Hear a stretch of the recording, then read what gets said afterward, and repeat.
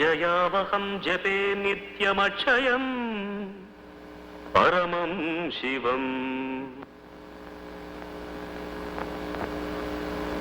రాత్రంతా ఎక్కడుండి వస్తున్నావు? మైలపడి వస్తున్నావా? అదేరా, ఆ అంటరాని దాంతో గడిపి మైలపడ్డావా అని అడుగుతున్నాను. నాన్న, సూర్య నమస్కారం చేస్తున్న నోటితోనే సూర్యాన్ని దుమ్మెత్తిపోయకండి.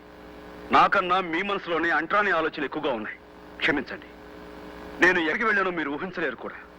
కరెంటు పోల్ మీద నుంచి కింద పోతే అడవిలో దిక్కు లేకుండా మనం వదిలేసామే, ఆ వ్యక్తి ఆసుపత్రిలో చచ్చిపోయాడు. అది మీరు తెలుసుకోవాలి.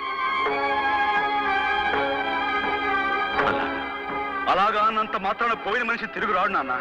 భగవంతుడు ఉన్నాడు, పుండిని పంపేశారే, మరి ఏ భగవంతుడు అతను కాపాడలేదే?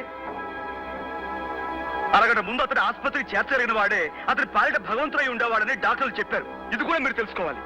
సూర్యం, అందులో ఏమన్నా అర్థం ఉందంటావా? చావు పుట్టుకలు కర్మఫలాలు.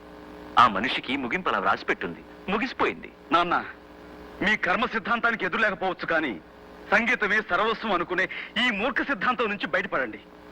మనిషి పట్ల మనిషికున్న ధర్మం కన్నా ఈ సంగీతం గొప్పదేం కాదు. నా ధర్మం నాకు బాగా తెలుసురా. భగవంతుడి సేవ కన్నా ధర్మం లేదు, సంగీతం కన్నా భగవంతుడి సేవ మరొకటి లేదు. అయితే చచ్చిపోయిన అతని మరణానికి మన బాధ్యత లేదంటారా?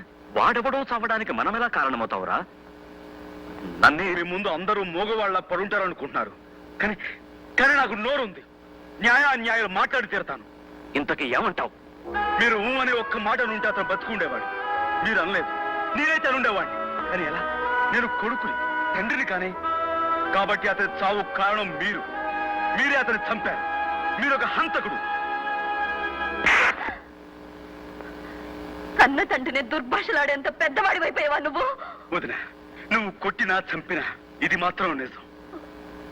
ఒక ఆడదాని అనాథన చేసి ఆ పసివాళ్ళని దిక్కులేని వాళ్ళని చేశామే, అది మహాపాపం. ఆ పాపానికి నేను బాధ్యుణ్ణి. అది నన్ను జీవితాంతం దహిస్తూనే ఉంటుంది.